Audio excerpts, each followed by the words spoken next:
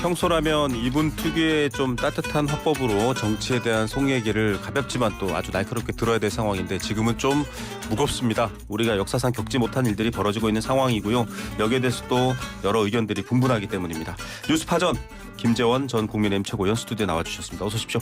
안녕하세요. 그러니까 코드음과 함께 사실 좀 즐겁게 인사도 하고 그런 분위기를 청취자분들이 좋아하시는데 무겁습니다. 일단 공수처가 6시 14분에 과천 공수처 청사를 출발해서 지금 한남동 관제에 도착을 했고요. 체포영장을 집행한다라고 알려져 있고 지금 보도화면들은 멀리서 보이기 때문에 모르는데 체포영장을 놓고도 지금 말들이 많았습니다만 좀 뒤에 여쭤보기로 하고 일단 저 상황이 벌어지는 것에 대해서 하실 말씀 있으실 것 같아요. 일단 체포영장을 청구한다고 지금 많은 이제 그 경찰력까지 대동하고 네. 공수처 수사관들이 갔는데요. 현장에서 실제로 체포영장을 집행할 수 있는 인력은 소수입니다. 네네. 나머지 경찰력은 대부분 질서유지 차원에서 네. 현장에 있는 것이죠. 근데 아마 오늘 집행하기가 거의 어려울 거라고 저는 생각합니다. 네네. 왜냐하면 이것이 그 경호처의 경호구역 내에서 체포영장을 집행하는 것이 여러 가지 대통령 경호에 관한 법률이 있어서 네네. 경호가 실시되고 있고 반면에 또 지지자들은 그 뒤엉켜 있는 상황이기 때문에 네네. 저런 경우에 집행하기가 저는 거의 불가능할 상황이 될 가능성이 많다고 봅니다. 과거에 정치인들이 집행을 하게 되면 한학압 전 의원의 경우에 네. 지지자들이 한 200명만 둘러싸고 있어도 집행을 못하고 네. 그 불구속 기소하고 만 사건도 있었고 어떤 경우에는 이인재 전 의원의 경우에는 그때 당시에 가스통을 뭐 불을 붙인다 뭐 이런 정도의 극렬한 저항도 있었거든요. 네. 그 외에도 사실 그런 사건이 없지 않았습니다. 네. 그런데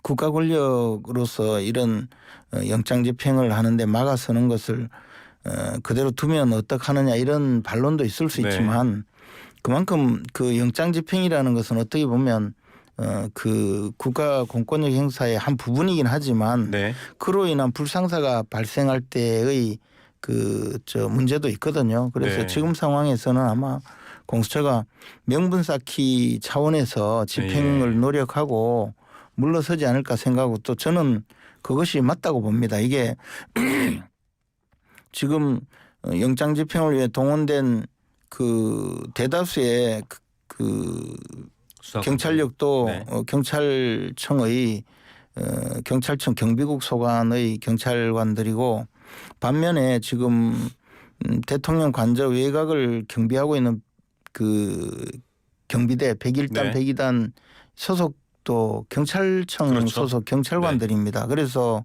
이 경찰관끼리 서로 임무가 다르다고 해서 부딪히고 하는 것은 저는 맞지 않다고 봅니다. 네. 또 관저 외곽을 경비하는 33 경찰 군사 경찰은 네. 과거 헌병들이죠. 네네. 그것은 수도 방위사령부 산하의 또 네. 군인들이고 그리고 그에 비해서 실제 대통령 근접 경호를 하는 경호관들은 소수 인력입니다. 네. 그렇기 때문에 이 국가 그 기관 중에서 각자 자기 역할을 한다고 해서 이것이 부딪히게 하는 것은 잘못이라는 거죠. 그래서 저는 물론 체포영장 집행을 하기 위해서 여러 가지 노력을 하겠지만 한 발짝 물러서서 이 문제는 그 기관 간의 협조를 받을 때까지 협상을 하고 협조를 구하는 것이 맞다고 봅니다. 예, 뭐 공수처가 일단 오늘은 명분을 쌓는 용도일 것이다 이런 전망까지 주셨는데 앞으로 저희가 또 YTN과 YTN 라디오에서 실시간으로 상황을 계속 전해드리면서 관련 내용도 말씀드리겠고요. 지금 뭐 공무집행 방해로 처벌받을 수 있다라는 얘기들도 나오고 뭐 민주당 장경태 의원 같은 경우는 개인의 의견이긴 합니다만 저희 프로그램 출연해서 뭐 범죄자 은닉죄다 뭐 이런 주장까지 하고 있는 상황입니다. 이 부분에 대해서는 아까 지금 우려하신 바처럼 국가 기관 간의 충돌 문제로 그뿐만이 아니고 네. 그 형법에 그 규정하고 있는 적법행위의 문제가 있습니다. 위법성 조각 사유로서 네. 각자 자신의 역할을 하고 있는데 네. 그것을 무슨 범위 능력이니 그런 소리를 하면 되겠습니까? 이 일테면 경호를 담당하신 분들은 법률 근거에 따라서 내 일을 하는 건데 그렇습니다. 거기에 대해서 위법할 수 없다. 그렇습니다. 네. 그래서 그런 식으로 이야기할 수가 없는 것이고 특히 판사가 영장 전담 판사가 형사소송법 110조 111조를 네. 배제한다 이런 어떤 예외 조항 둔 것들. 그 기록을 하고 체포영장에 그 기록을 남겼다고 하는데 판사가 그렇게 써놓는다고 해서 법률이 그렇게 적용되질 않아요. 네. 법률은 입법자인 국회에서 입법부에서 법률을 제정한 것이고 그 법률의 적용을 판사가 하는 건데 그 법률의 적용은 불고불리 원칙에 의해서 그 법률을 적용할 사건을 자기가 배당받았을 때 네. 그때 판단할 수 있는 것이지 사전에 이 법률은 이렇게 적용한다라고 규정할 수 있는 것은 아니거든요. 그래서 네. 판사가 이런 독단적인 규정을 함으로써 사실 이 체포영장 집행 과정에 더 문제를 야기했고 공수처는 그 공수처법에 규정되어 있는 자신들의 관할 구역도 아닌 서부지원에 가서 서부지방법원에 가서 영장을 발부받는 바람에 논란을 키웠거든요. 예. 이 모든 것은 이 중요한 현직 대통령의 체포와 압수수색을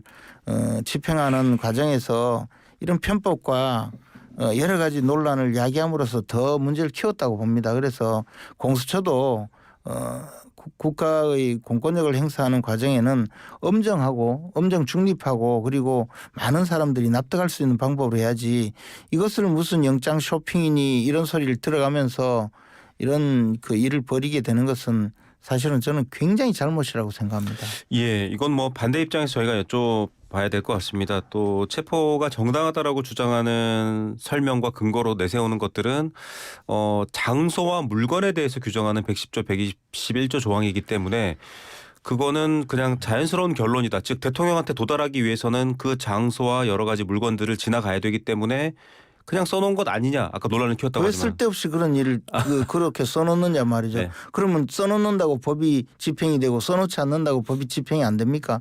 그러면서 이상한 오해를 불러일으키고 편파 논란을 불러일으키는 네. 것이고 이것은 압수수색 영장에 그 조항을 기재한다고 해도 여전히 네. 그 판단은 그 관서를 담당하는 네네. 경호처장이 판단할 것이고 그 판단과 저 행위에 불법이 있다면 그 이후에 형사 사건으로 문제가 돼서 만약에 수사를 받는다면 그때 판단할 네. 일이 어떻게 판사가 미리 이런 규정을 한다는 겁니까? 그것이 잘못이라는 거죠. 네. 자, 이건 뭐 판사가 쓴다고 그대로 되는 건 아니다라는 설명을 달아서 지금 말씀해 주신 부분들이고요. 110조, 111조 내에서 한 가지만 더 여쭤보겠습니다. 윤석열 대통령 측에서 대통령 자체가 군사상의 비밀이다. 이렇게 표현했는데 논리상으로는 맞는 말일 수도 있지만 이 형소법 110조, 111조는 물건과 장소를 규정해서 좀 저는 윤석열 대통령의 변호인들이 하는 말이 다 법적으로 네네. 올바른 판단이라고 보지 않습니다. 네. 윤석열 대통령 변호인의 입장에서는 또 그렇게 주장을 할 수 있는 것이고 네네. 공수처 입장에서는 그렇게 주장할 수 있습니다. 그러나 저는 적어도 공수처는 공정하게 이 사건을 수사하는 수사기관이고 국가 공권력을 집행하는 입장에서 이렇게 편파 논란을 벌이면 안 된다는 네. 것이고요. 그리고 추호의 이 자그마한 그런 의혹 제기에서에도 합리적으로 해명이 되어야 되는데 지금 해명이 되지 못하는 이야기가 너무 많은 거죠. 네. 그래서 문제가 된다고 봅니다. 알겠습니다. 자, 이게 지금 뭐 원천 무효다 이렇게 얘기했는데 일단 그러면 체포영장 자체가 좀 무효다라는 입장에는 동의하시는 거네요. 체포영장 자체가 무효라고 보지 않습니다. 네네. 왜냐하면 체포영장 자체도 수사기관에서 관할권이 있는 그 법원에서 발부받은 영장이기 때문에 네네. 그것을 저는 원천무효라고 주장하지 않습니다. 다만 이런 중대한 사건에서 체포영장을 발부받으면서 왜 이렇게 논란을 야기할 수 있고 더더욱이 그 판사는 공정성에 의심을 받을 만한 네. 그런 규정을 했느냐라는 것이 더 문제라는 네. 거죠. 그래서 아무리 이 적법한 영장을 받았다 하더라도 그 기재 내용과 그 관할이나 모든 면에서 이것은 문제가 엄청 많기 때문에 함부로 집행해서는 또 더 논란을 야기할 가능성이 있다고 보는 것이죠. 네, 절차상 여러 가지 문제들에 대한 지적이었습니다. 윤석열 대통령이 시위대에 전달한 직접 서명한 편지가 공개돼서 좀 파장이 컸습니다. 유튜브 생중계를 통해서 보고 있다, 고맙다, 끝까지 힘내서 같이 싸우자 이런 표현들이 있었는데 어떻게 해석하셨어요? 윤석열 대통령 입장에서는 자신을 도와주고 지원해주는 많은 분들에 대한 감사의 그런 내용이었을 거라고 생각합니다. 10분 이해하지만 한편으로 또 이것이 혹여 탄핵 심판 과정에 네네.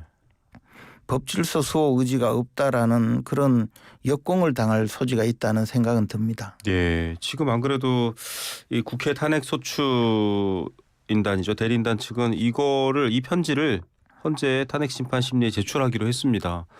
말씀하신 내용이 사실 박근혜 전 대통령 때도 비슷한 경우로 해석됐다고 좀 막 보도가 많이 나오고 있거든요.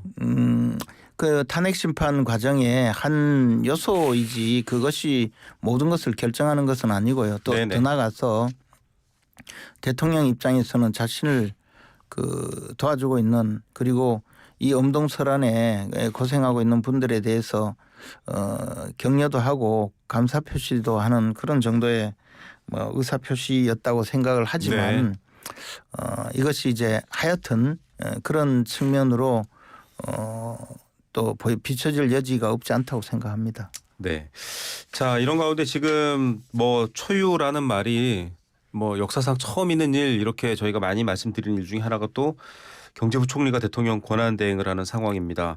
헌법재판관 2명 임명하고 지금 대통령실 참모진이 사의를 표했다가 조금씩 수습되고 있는 상황인데 이런 일이 벌어진 배경에 대해서 어떻게 생각하세요? 여러 가지 보도도 나오고 또 제가 최상목 대행이 어떤 생각으로 저런 결정을 했느냐에 대해서도 언론 보도를 통해서 보고 있지만요. 네. 그러나 저는 기본적으로는 잘못된 결정이라고 생각합니다.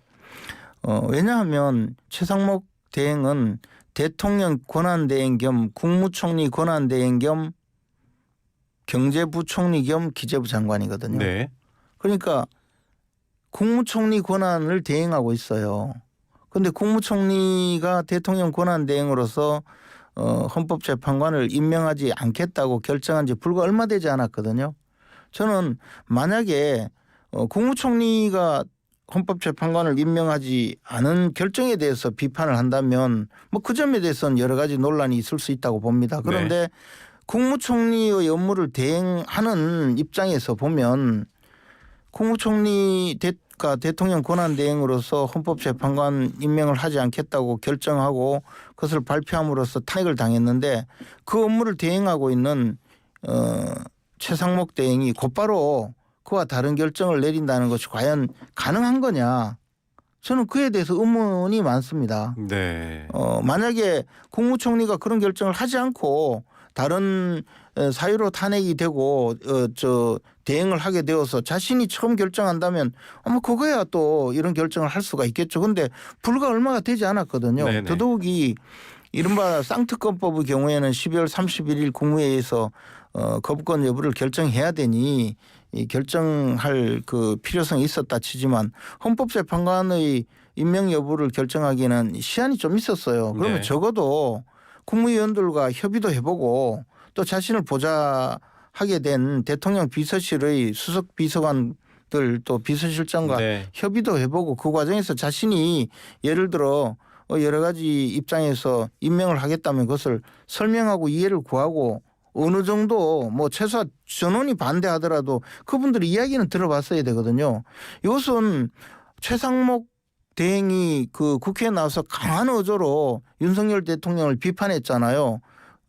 비상경험을 선포할 때 자신은 강하게 반대했다. 네. 그러면 윤석열 대통령은 그나마 물어보기라도 했잖아요. 자기는 물어보지도 않았잖아요. 네. 이런 식으로 대통령 권한 대행을 행사하면 앞으로 무슨 일을 할 수 있겠습니까? 그리고 더 나가서 자신이 그 뭐 외환 위기가 오면 어떻게 누가 감당할 거냐. 만약에 내가 탄핵당하면 2조 교육부 총리가 대통령 권한대행을 맡아야 네. 되는데 어떻게 그 일을 담당할 수 있겠느냐 이건데요. 나는 그것도 정말 황당한 주장이라고 생각합니다. 그러면 자신을 대행할 차관은 기재부 차관은 그냥 허수아비입니까? 그래서 그런 식의 논리가 잘못되었다는 거예요. 저는 기본적으로 이 결정 자체를 거론하고 싶지 않고 대통령 권한대행으로서 민주적 정당성을 갖추기 좀 어려운 권한대행이거든요. 그러면 업무 수행에서라도 제발 좀 여러 국무위원들과 협의도 하고 보좌를 하는 대통령 비서실장과 수석 비서관들의 의견을 청취할 필요가 있다고 봅니다. 지금식으로 이런 식으로 계속하면요. 권한대행이 아마 직무수행을 하기가 좀 어려워질 가능성도 있습니다. 근데 환경부 장관이나 또 한국은행 총재는 좀 지원 사격을 했어요. 지금 경제 상황을 보라. 그분들은 뭐 다 비슷한 생각을 갖고 있는 분들이죠. 그러나 예. 정말 중요한 것을 늘 이야기할 때 정부적인 판단을 이야기했잖아요. 네네. 정무적인 판단도 굉장히 중요하고 지금 이 시국에 이 대한민국 국민들이 전부 둘로 나눠져서 이 갈등을 벌이고 있는 가운데 혼자 독단이라는 말이 통합니까? 네. 그거는 정말 안 될 일이라고 봅니다. 알겠습니다. 이게 좀 여러 가지 어려운 상황이 더 반복되고 있기 때문에 더 첨예한 문제가 되어 있고요. 자, 이재명 더불어민주당 대표의 공직선거법 항소심 재판도 23일 시작됩니다. 1심에서는 의원직 상실령이 선고가 됐고 2달여 만입니다. 어떻게 보십니까 이 재판? 마찬가지로 빨리 진행이 돼야죠. 이재명 대표님께서도 재판을 늦추려는 그런 여러 가지 시도는 중단하시고 빨리 재판이 순조롭게 진행되도록 하셔야 될 텐데 제가 듣기로는 아직까지 사선 변호인을 선임하지 않은 것으로 아는데요. 시간이 좀 지나면 또 국선 변호인으로 재판을 조금 진행하다가 사선 변호인 선임하겠다고 하고 사선 변호인이 들어와서는 재판 기록 검토가 안 됐으니까 기일을 연기해 달라고 주장하고 이런 방식으로 재판을 다시 끌려고 하지 않을까 생각합니다. 네. 이재명 대표께서도 마찬가지로 지금 윤석열 대통령에 대해서 공격을 하듯이 이 재판을 끌려고 하지 마시고 법적인 평가를 받으시기 바랍니다. 네. 그리고 뭐 당연히 당선 무효형을 선고받겠죠. 자, 그리고 홍준표 대구시장 또 한동훈 전 대표 지금 일단 홍준표 대구시장 얘기만 여쭤볼게요. 탄핵에 찬성한 의원들 징계하고 제명해라라고 말을 했는데 본인은 또 조기 대선에 대한 관심은 크게 내보이십니다. 요거를 놓고도 좀 앞뒤가 안 맞지 않냐 이렇게 얘기하시는 분들도 있고 김상욱 의원 같이 좀 보수의 개혁이라는 걸 주장하시는 분들은 날선 비판을 했습니다. 독재 옹호 이런 비판까지 했거든요. 어떻게 보십니까? 김상욱 의원 정도가 지금 끼어들 자리는 아닌 것 같습니다. 그리고 우리 당이 만에 하나 조기 대선이 있게 된다면 엄청나게 불리한 상황으로 그렇죠. 대선을 치러야 될 거라고 봅니다. 이때 우리 당은 가용 자원이 총동원되어야 되지 지금 이것저것 따질 때가 아니거든요. 네. 그래서 광역단체장으로 계시는 분들 홍준표 시장님뿐만 아니고 오세훈 시장님 또 부산의 박형준 시장님 김태흠 충남지사 이런 분들 모두 다 대선에 나서서 당내 경선도 이루어지고 그렇게 해서 우리 당의 훌륭한 인재들을 다시 선발해서 대선에 내보내야 된다고 봅니다. 본인들은 여러 가지 면에서 좀 어려운 선거라고 생각하고 안 나오려고 할 경우도 있을 텐데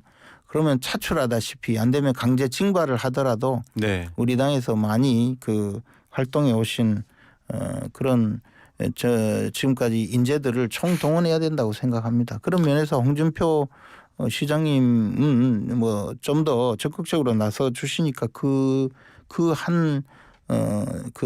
분들 중에 하나니까 뭐 괜찮은 선택이라고 봅니다. 어제 유승민 전 의원이 저희 스튜디오에 나와 주셨는데 이대로 가면 정말 당이 뭐 표현이 이렇게 뭉뚱그려서 표현해 보면 극우로 쪼그라든다 이런 표현했습니다. 영남 자민련 이런 표현도 쓰셨어요. 오랫동안 그런 말씀을 해오신 분이죠. 뭐 그분께서도 주장하신 것이 항상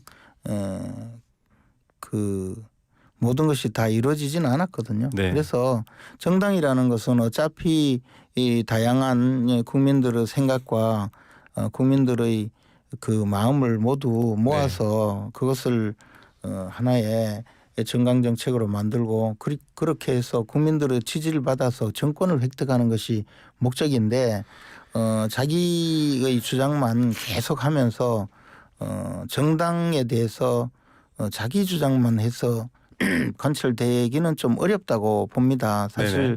우리나라에 다양한 국민들이 있고 그중에서 보수 진영을 대표하는 정당이 우리 국민의힘인데 국민의힘이 그 많은 국민들의 그 의견을 모아갈 수 있도록 함께 하시는 것이 더 좋다고 봅니다. 자꾸 손가락질만 하시는 것은 지금 이 상황에서는 도움되지 않는다고 봅니다. 구체적 대안이 그러면 뭐냐 이렇게 여쭤봤더니 지금 국민의힘이 다시 승리하고 정권을 가지려면 중도 확장해야 된다. 그러니까 전국적 정당이어야 되고 뭐 30대 젊은층 수도권 이렇게 다 포섭하려면 조금 지금까지의 스탠스보다는 또 확장성 있게 가야 되지 않냐 이런 얘기셨거든요. 계속적으로 그렇게 해왔습니다. 우리 당은. 네네. 유승민 의원이 그 말씀하시는 방향으로 지속적으로 진행을 해왔고 네. 또 우리 당은 그렇게 하기 위해서 많은 노력을 기울였고 유승민 의원께서 당 지도부에 계시던 2019년 20년 이 무렵보다도 훨씬 더 중도 세력의 지지를 많이 받고 있고 네네. 청년층의 지지를 많이 받고 있는 정당으로 바뀌었습니다. 예. 네, 말씀하신 바대로 바뀌었다 이렇게 말씀해 주셨고요. 끝으로 지금 그 한남동 관저 충돌이 계속되고 있는데 앞서도 얘기해 주셨지만 오늘 상황은 좀 어떻게 풀어야 될까요? 뭔가 공수처의 메시지라던가 이런 게. 공수처가 물론 뭐 여러 가지 그 수사의 그 의도가 있고 수사를 위해서 자신들이 지금 국법 질서를 수호하고 있다는 사명감도 있을 겁니다. 그러나 굉장히 중요한 것은 공수처의 그 수사는 가장 공정하고 객관적이고 투명해야 할 텐데 이번에 체포영장 청구부터 과연 수사권이 내란죄에 대한 수사권이 있느냐부터 여러 가지 논란만 일으켰거든요. 일부 후퇴해야 된다. 이번 영장 집행 과정에서만이라도 그러한 논란을 벌이지 마시고 네. 정말 공정하게 그 알겠습니다. 일처리를 하고 특히 네네. 이 물리적 충돌이 일어나지 않도록 조심해 주시기 바랍니다. 네, 지금까지 김재원 전 최고위원이었습니다.